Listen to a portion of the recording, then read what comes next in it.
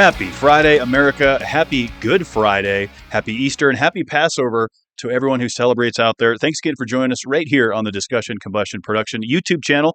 My name is Kevin Batstone. We're getting ready to bring you a fantastic show. We've got some dumbasses of the week. We've got some Would You Rather. We've got all the things coming. And of course, I couldn't get this show rolling without my man across the table. That's Mr. Arthur, 10,000 hours raw. If you can reach that 10,000 hours in expertise and practice, then you are almost always guaranteed to succeed in the field in which you have been diligent in. Welcome into Happy Friday, America. I'm really happy to be here. We got a fun episode. And of course, we got to start with what, Kev? Well, today in history, we know one thing, Art, crucifixion? Crucifying? I don't know if it happened on April 18th. But Good Friday is the celebration of, yes, I don't know, celebration, commemoration of the crucifixion. There's the word. Crucifixion of Sir Jesus Christ. You know, bless, and bless. We will also bless the captains of the whaling ship and the Manhattan. This is in 1845. And so this was the very first ship in over 220 years that was allowed to enter into Edo, Japan. And it was actually to help a shipwrecked sailors. So this was the whaling ship, the Manhattan, captained by Mercator Cooper.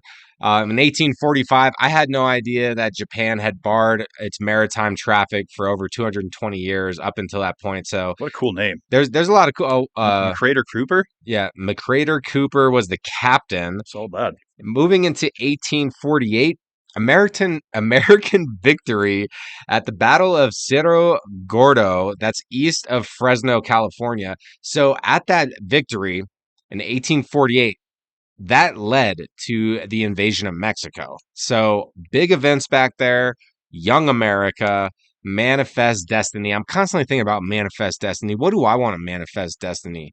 Like, what's in my way that I'm going to just eliminate? Ducks in a row, baby. Which one you going to knock down? You know, you don't know. Makes me think about this stuff. Moving a little bit further forward. So in 1906 was a sad day in San Francisco. It was the San Francisco earthquake. And then the fire and the earthquake and the resulting fires killed nearly 4,000 people out there. And it destroyed 75% of the city. So absolute devastation. We could probably talk about that for just 20 minutes by itself. Do have an article later in the show regarding earthquakes. You know, we're tying in the following year in San Francisco, 1907, the Fairmont Hotel opens. Probably because the last one was completely destroyed. And then last week, we were talking a little bit about the Titanic and how it was leaving Ireland. So on this Friday in 1912, the Cunard liner RMS Carpathia brings 705 sailors 705 survivors from the Titanic to New York City. So New York was the original destination. Only 705 people made it from the Titanic. We know the others didn't survive those frosty waters of the Atlantic. They did not. That'd be tough out there. And then I saw this one. The news was just too juicy on April 18th. And I was like, okay, I already got some good amount of stuff in here, but I know I could find a banger. And most certainly I did. In 1930, I tried searching who this guy was. I couldn't find his name. Kevin, you're a better researcher than I, so you would probably be able to find his name. But in 1930, this guy's a legend. Like I'm saying, BBC News anchor announces there is no news at 4,500 hours. That's 8:45 p.m. That's the news bulletin. And then goes into playing piano music is what I found out. For their news block. Yeah, because there was no news. And look, isn't that crazy? We've talked to news anchors. We've talked to meteorologists on Discussion Combustion. And we know that they make up the news sometimes. That's today in history. That is a juicy day in history, Art. Thanks for kicking us off there. And now I'm going to bring us to our first candidate for Dumbass of the Week.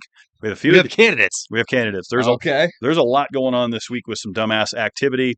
And this one's going to start off right here to our neighbors to the west out there in Utah. All right. So I-70 high-speed chase, 45-year-old woman. I think I have her name. I do. Anime Martinez ends up getting booked on what's going to be a ridiculous charge here. So was clocked doing about 120 miles an hour. Police car catches up to her, right? The chase is on. She was going about 95 at this point, and then she just punches it. Leading on I-70 through Utah, just hauling the mail. So much to the point where the troopers had to shut down a section of the highway. Yeah. They threw out the spike strips. First one was unsuccessful. Second one, they got her left front tire. Boom.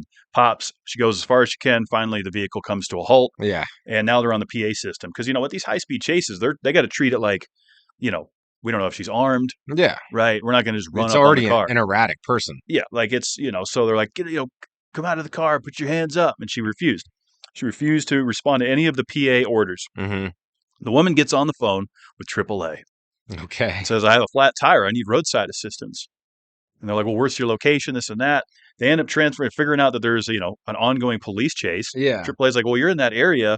We're going to transfer you to the police, And this woman tries to get roadside assistance to come out and repair her tire while she's sitting there on a closed down I-70 after a high-speed chase. Yeah. And the police are like, we got it. Finally, Miss Martinez realized that she was completely defeated and ended up giving herself up and was arrested and put in jail, of course, for erratic driving, public endangerment, criminal speed, amongst others. Well, I will give a tip of the hat to creative thinking, but still dumb ass thinking. Like, you're not going to get roadside assistance after the police just blew your tire. If AAA had showed up and changed the tire out, that would have been, that's like comedy movies. That's like slapstick comedy movie worthy right there. Yeah. I mean, the fact that she even thought that was a possibility. Yeah. Like, what did she think? Oh, she probably wanted to rob that vehicle. Like when they showed up, she would hop in there and then just speed off. Yeah. I don't know. Either way, she was finally apprehended. It took about 40 minutes to get her to come out of that vehicle after AAA denied her roadside assistance on I-70. I wonder why she was driving so fast in the first place, and why did she end up running? You gotta wonder why what consequences are people running from? Yeah. What are they actually afraid of facing? That's kind of typically that's the curious part of it. Typically they have warrants. Right, that's why they run. They don't have a license, and then the cops like, well, you just made it worse now. Way worse. We would have just pulled you over for not having a driver's license or driving under suspended license. But the fact that you've now evaded police and endangered the public, racking it up, criminal speed. I mean, you're going to jail. Yeah, racking it up. It's not a smart move. Definitely a great candidate. That's a good candidate for DA of the week. That's candidate number one. We have more a little bit later in the show. Art, you're going to kick it over to which looks like some good news here. I do like to highlight some good news. Good News Network is a trusted source of Arthur Rawe when looking for prospect articles for Happy Friday America. And this is the gem that I found this week. So 81-year-old waitress couldn't retire, so stranger raised over $300,000. $300,000. So here's the story. 81-year-old restaurant server Betty. This is in the Pittsburgh area. Good old Betty. That's a classic name. She's a sweetheart. So she's a server at a restaurant. There's this gal that does TikTok in there, Tammy, and Tammy's over there eating with her daughter. She overhears Betty talking to the table behind her about, how her Social Security, it's $910. It's just not enough. She's having a hard time getting by. She's just kind of talking to another table about this. Tammy overhears it. Tammy likes to do TikTok posts and have fun with that kind of stuff. This was at Eat in Park is what the restaurant is called. So what Tammy ends up doing is she starts taking a video about this and starts talking about it and be like, hey, if there's just one video, if one video can go viral, let it be this one. Tammy proceeded to leave all the cash that she had, which was $40, left a $40 tip for Betty, posted this video on TikTok, started getting some feedback, and then set up a GoFundMe within 24 hours. And people jumped to the occasion to help out 81-year-old Betty and help her retire. So awesome community with TikTok. Look, it's all social media, regardless of the platform, is brainwash. But there's some cool stuff coming out of this as well. So they've raised over $140,000. Betty made the news after she made this first $140,000. She's like, "Oh my gosh, this is amazing." She was clearly stunned about all this, just feeling great. And then within a couple more days, it hits over $300,000. That's amazing. Yeah. So, you know, Betty is able to get a financial planner now. Like some people were getting a financial planner together for her so then they could set her up. But basically, because of Tammy and overhearing this story and all of the everybody who chose to help, man, they turned this Betty's life around. At now she could probably retire. Maybe she could go on that dream vacation that she never had a chance to. It's life goes by quick, and I just thought that was really good news. A fun one, hearing people come together to selflessly help another. I think it's great. Well, I mean, that's one good use of social media, right? Is when we see cool things like this. And I know there's a lot of creators out there, influencers, if you will, that will do these videos where they go up to a random person at a gas pump or something and just like offer to pay for their gas, or they give them a couple $100 bills or whatever. And some of that might be for show, but it's still at least like encouraging, selfless acts of kindness and things like Mhm. that. So there's so much filth and trash on a lot of these platforms that when you can see something like this, I mean, an 81-year-old restaurant server that's probably been working her tail off for a long, long time, probably doesn't even know much about how the, TikTok and things like that work, to then all of a sudden within a couple weeks has Mhm. 300K to go play with, and Yeah. actually, at that age, with 300K, you're smart, you invest, you get it right, you get the That could financial last. planner and the life planning, you can go let her rip. They set it up in a trust for her. Perfect. Yeah, so they did do some things to keep it organized.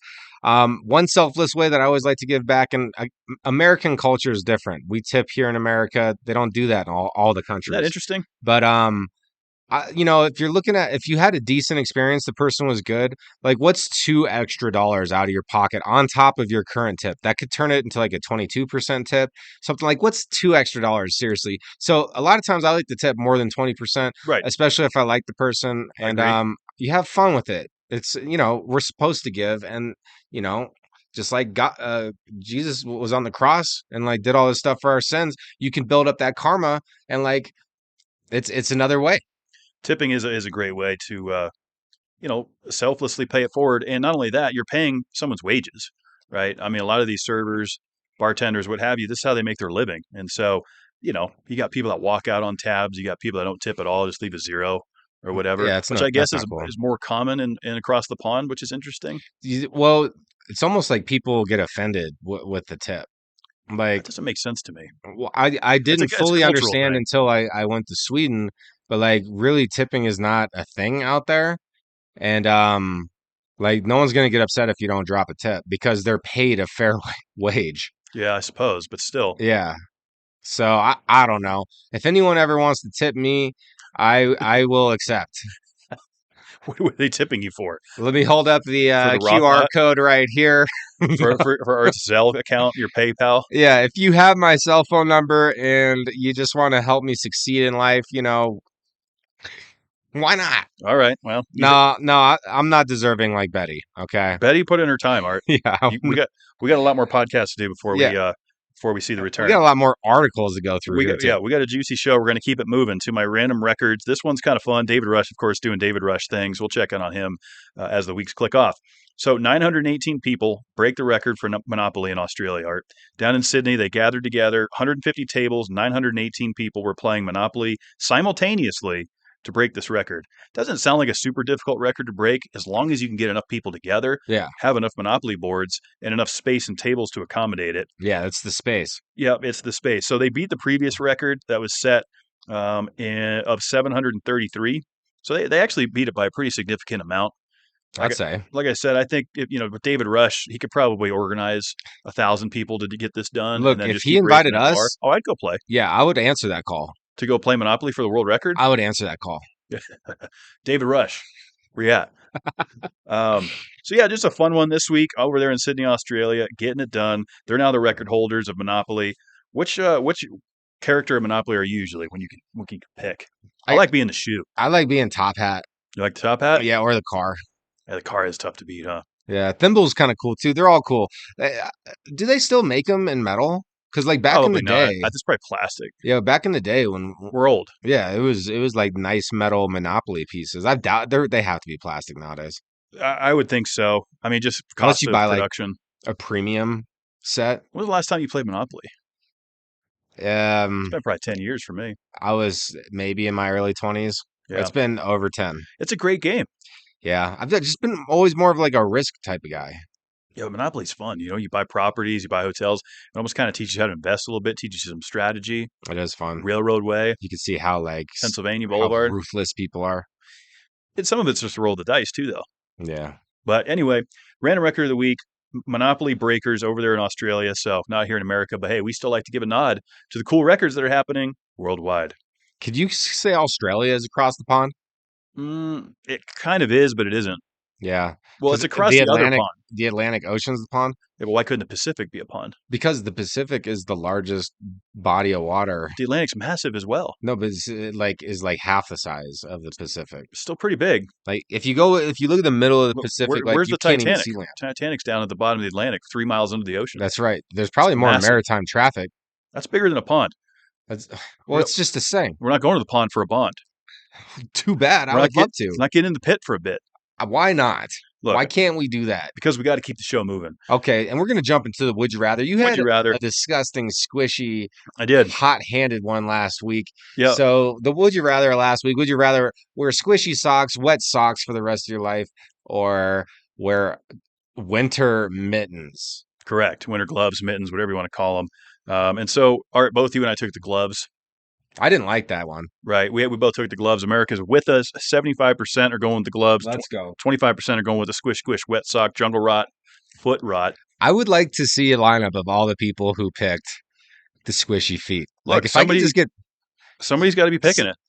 Happy Friday America, gmail.com. You can submit your pictures there. Yeah. Or anywhere on social media at Happy Fry. That's where you can take these polls. No, it's all love. Really appreciate your participation. Yes. And so this week, Art, this one you came up with. What do we have this week for the Would You Rather? So this week's Would You Rather is, would you rather have the power to clean anything by just snapping your fingers, just thinking about it, basically? Like, I clean that fridge. I could clean out my vacuum. You don't even need a vacuum. You know what I'm saying? So, like, there's that part. Or would you rather have the ability to read any book just by touching it? So you might accidentally touch a very disturbing book, and then you absorb that information. You know what I'm saying? But you are gaining a lot of knowledge. However, just because you know something doesn't mean you're applying it. True. So even though you could have a wealth of information by touching all these books, we know if you're not applying it all the time, you're not going to remember it forever. So I don't know. Fun Would You Rather? Which one you going? Yeah, I feel like most of America is going to snap their fingers and have everything clean. Is going to be my guess. I feel like that's like where people are going to go. I'm going to go the other way. I'm going to, just for a time saver, because if I could touch multiple books that are very powerful and retain all that information, or at least absorb that information and then touch it again for a second read, I'm taking that, right? Because cleaning is therapeutic. Put music on. I enjoy cleaning. I actually get something out of it. Yeah. Not that I don't get something out of reading, but time-wise, like the power that you could have by touching so many pieces of scripture, and that information, like you could really, readers are leaders. So if this is a shortcut to absorb that information, I'm taking it. Yeah, that's very attractive. I'm just picturing like you ran a mile, you got like a sweaty shirt, you just hang it up in your closet like it was brand new, and you're just like boom, and it's clean. Yeah, that's a good argument. You know what I'm saying? Like you just cooked this fucking huge meal. Try to keep the profanity down a little bit. Yeah, watch those F-bombs. However, you could just have all those dishes clean immediately. So that's super appealing. But then cleaning while listening to music and that's like a whole place. I'm taking touching a book, absorbing the information. We're unanimous on this. Would you rather? How about you, America? Would you rather have the power to clean anything by snapping your fingers or thinking about it, or have the ability to read any book just by touching it and absorbing the information within? Let us know on Twitter or X or in the comments below. And as always, we really do appreciate your feedback. It's so much fun. Yes, thank you, America, for having fun with us. Drop a comment below or go take the poll. So we're going to move on for candidate number 2. Wait, you have an asterisk in here. Yes. Parentheses. Yes, I do. So we got the dumbass beta male of the week. Oh, gosh. Possibly. He's in the running with the AAA woman. We're going to decide at the end of the show, and America's going to help us decide who is the dumbass of the week. So we'll go ahead and start out with his name, Joshua Lowe, 19-year-old lad from Michigan. And so here's the deal. His girlfriend goes on a cruise with her family, and he is left behind to watch her animals Girlfriend is with the family. with the family. Okay. On the cruise, he either didn't get an invite, something Had to happened. watch the animals. I don't know. Yeah, somehow he didn't get to go on this cruise. He's upset that he has to watch her animals while she's on this cruise that he didn't want her to go on in the first place because he's a beta male. And so what he decided to do to retaliate is the dumbest idea you could possibly do. And that is he wrote an email to Carnival Cruise Line saying that there was a bomb on that cruise ship. What? And that is not to be taken lightly. Bomb threats are very serious. We've all, I remember experiencing them in high school. They'd shut the place down. They got to bring in a bomb squad. Not only are you going to freak everyone out on this boat, on this vessel, which I'm sure they probably didn't alarm the patrons. They just said, we have a situation. And basically what they had to do, they have 1,000 rooms on this boat. They had to evacuate them, get them to safe ground, right? Look at these rooms, go through the whole thing. So she was already on the boat. She's on the boat. So he didn't even do it before she left. No. So she was gone. He was going crazy. He set it up. And this is what he decided to do. Yep. And so basically, as you can imagine, he was arrested. Hoaxes are no joke. Law enforcement say we take this very seriously, as they should. Right? You're talking about someone's life here. You don't joke about that on a cruise ship. But just the reason why. I mean, there's never a reason for a bomb threat, right? But the fact that this is your motivating factor because you're upset that you have to watch an animal, you're going to threaten a whole damn cruise line with a bomb. So Josh Lowe, you're really sinking low on this one, buddy. And I hope he gets the maximum sentence. He has not been sentenced yet, but obviously facing some pretty significant charges, as you can imagine. And I would highly suggest for this girlfriend to go ahead and leave Josh Lowe. And this man's going to have to start over. Yes. So just in case anyone's kind of confused about the beta alpha type of male behaviors, it's a very trigger subject, and that's okay. So I'm just going to say it like this. The beta type of behavior which Joshua displayed was being weak, needy, and insecure, so insecure of his girlfriend going on a cruise ship with her family that he had to call in a bomb threat. That is very reactive, weak, needy behavior. That's considered beta. Now, if you're staying centered and you're not upset, you're actually happy that your girlfriend gets to go experience this cruise with her precious family. They've probably been talking about it for over 5 years and they're finally pulling the trigger on a cruise. And you have the honor of staying home and taking care of the animals and holding it down and making fun of it. That is a nice centered mentality. So I just want to mention that. I can't believe he actually did this. Dumbass beta of the week for sure. Yeah, it's pretty low. Josh Lowe, you went real low here. And obviously, we're going to put you on blast there. This article was out of The Independent, so you can scroll down and read the full thing if you'd like. I don't know if his mugshot's on there or not. I didn't take a look at it, but I can imagine that this lad is probably sitting in a jail cell right now. Yeah, probably. And so is the next person that we're going to talk about here, Mikhailo Polovach. He's an American, actually, from Arizona. And he's detained by Indian police, and that is South Asia, India. This guy visited a restricted island out there for some YouTube ploy to try to interact with tribal people who have been isolated on this island for over 2,000 years. There is a protective, made-up border that's like 3 miles wide outside of this island. The island, I had it highlighted here somewhere. It's North Centennial Island. So yeah, they have a 3-mile traveling ban around the perimeter of this place because these people have been isolated for over 2,000 years. This guy goes to the island. He plans it out. Like he looks at the ebbs and flows of the sea. He looks at when the best time is to try to travel to the island so he could get there safely. And he also brings a whistle, a Diet Coke can, and a coconut. So what he wants to do, what's going on here? What he wants to do is give them like an offering of this coconut and Diet Coke and film it for his YouTube. Yeah, so he lands on one of the beaches. He's apparently there for a couple hours, blowing the whistle, trying to get some kind of interaction to withdraw from these dense jungles where the inhabitants reside. No one emerges from the jungle. He's just on the beach blowing a whistle by himself for a couple hours, gets back in his boat, heads back to the mainland. He's spotted by a fisherman who knows that these are restricted area. And then so he gets taken in, detained by Indian authorities, and is currently in jail there. It took the United States Embassy quite some time to get back on this matter. This happened in late March.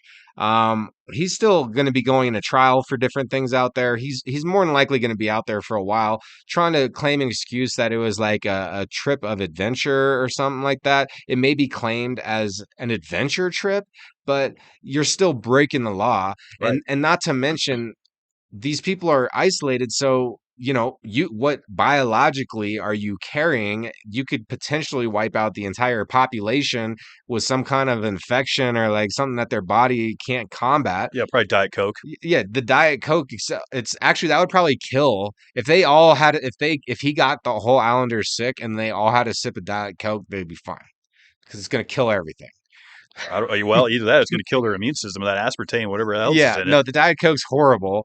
But yeah, this guy's, I think it's considered dumbass of the week, but this happened in March. He's in the running, though. And he's in another country. He's in the running for sure. I mean, just the fact that, like, to do it for, he's a YouTuber, so he's trying to get the wow factor, get some reactions, do some crazy shit. I mentioned before we went on the show, Logan Paul, when he went to the suicide force in Japan and made a fool of himself there, completely inappropriate. And look, there's just some places you can't go, there's some places you shouldn't go, regardless if it's for your own sense of entertainment or for the entertainment of others. This guy, no bueno. Yep. So we'll see what happens with him. You want to break the laws and this and that. You're gonna face the consequences. That's just the way things go. Well, and there was consequences, earth-shaking consequences. Yes. Yeah, this is actually a pretty crazy story. So if folks haven't seen this yet, click the link below, watch the video of it, because it's actually incredible to watch the power of elephants. Elephants are amazing, creatures, massive, prehistoric looking. They're one of my favorites to watch when I go to the zoo. They're just tremendous. So there was a 5.2 magnitude earthquake out in California, Southern Cal, which is pretty common for that part of the country. We talked about it in the beginning, Today in History in San Francisco. 5.2 is pretty serious. And you can see what happens as the ground shakes. There's a camera watching, the elephants. And they all kind of run together in unison. They form a circle, all facing outwards, where the older elephants are protecting the younger elephants. And you can tell like they're in this defensive position in this circle. And, just completely unannounced. They just, boom, come together. They weren't panicking. They just strategically formed this circle, trunks out, watching for danger, protecting their young. Incredible to see those instincts kick in and see these animals go live action when they sense danger. Yeah, it is pretty amazing. It's like part of their purpose. And they remember like the routes, the non-captive captured ones that are in zoos and stuff. Like they remember where to go and stuff. And the defensive position that they took, like that's probably what if lions were trying to come after the young. So it's interesting that they did that over an earthquake, and you wonder like what they thought it was. Like I wonder what the first humans like thought when the ground was shaken. Like what would go through your head if you didn't know what an earthquake was and all of a sudden? You would probably sense there's some sort of outside danger, like that it's not a natural phenomenon, or even like an earthquake or a volcano eruption, which can happen from a quake, tsunamis, like any natural disaster. You're like, what is happening? Yeah. And it's just so much bigger than us. Right. Like as an individual, as an animal, like if a whole tectonic plate is doing its thing, like that's crazy, and it's awesome to see these type of instincts. Yeah, it's cool. You got to watch the video. Yeah. It's definitely worth giving it a watch. And then about 3-4 minutes pass, and then they kind of just go about their normal business. Everyone went to resume eating, doing whatever they were doing once they sensed that the danger had passed. Like it's all good. It's all good. It's all good. And there's, they say that this type of behavior is also observed in humans when there's major danger happening. Major danger. There's usually someone that will run towards it. Protect others, take the point.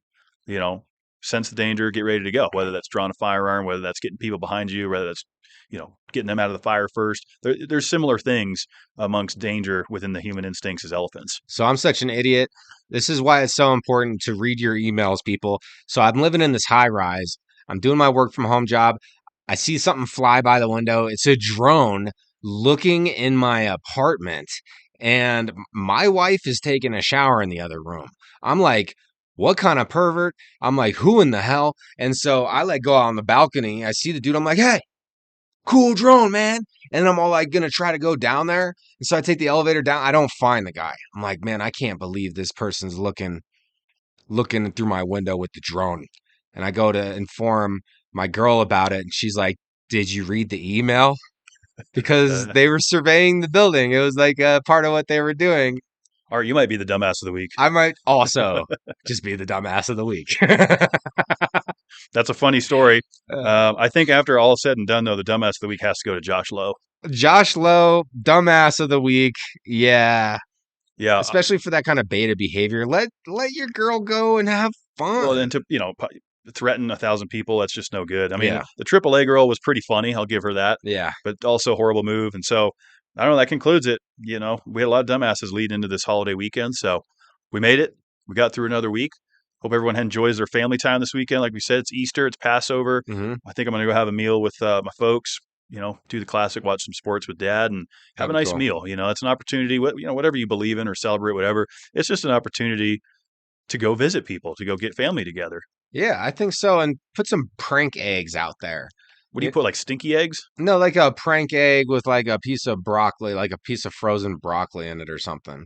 Or like some a carrot? Or like, carrot or some like some peas or something. Or like, maybe you throw in like a raw egg in the mix that's also painted, Like, let's make some mayhem for the family. Let's make it fun. Yeah, I mean, definitely. You can make all that fun. You can make it fun. And then you also have some awesome eggs with maybe a $20 bill up in that. Those are fun. I haven't done an Easter egg hunt in a long time, but they're definitely fun. They come out with the cool. I'm not a big Cadbury egg fan. Like, I used to like them as a kid. Yeah. I would rather just have the classic, Reese's egg, Mm-hmm. which is just Reese's shaped like a damn Yeah, egg. but that caramel is good. But the Cadbury's got that cream in it, Which one's with the caramel? like the Carmelo. Yeah, Those ones are good. those are good. I will give you that. It's just, The Easter sweets, there are a lot of sweets. as I'm maturing as a human being, I'm realizing how stupid candy is. Well, of course. Yeah, it's just pure sugar. I'm gonna give the candy corporations the hat of dumbass of the week. A lot of that is sweet.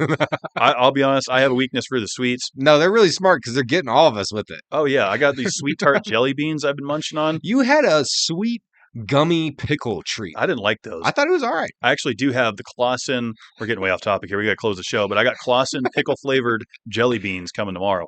That's absolutely sounds picklelicious. That sounds so good. I'm going to put my pickle pants on and I'm going to eat my pickled jelly beans. Yeah, no NASCAR this weekend. Yep. Okay. So we do have the rookie series, the trucks and the Xfinity running Rockingham, which is really cool. But Cup is off. So we're going to take the week off for Mash the Gas as well because we covered the Cup series. So I'm going to go enjoy a little bit of Sunday time with the fam. And, the weather's a little iffy here in Denver, Colorado. We were 80 degrees yesterday. It's snowing today. It's going to be a little bit chilly tomorrow, but we're warming back up. So, Easter represents a little bit of springtime too, Art. The weather's getting nicer around the country, so enjoy it. Absolutely. Let's make it a productive rest of your day. Let's step into the weekend, make it productive. Productive life, man. I got to get out of here. Who's that? Freaking Shinners. Let's go.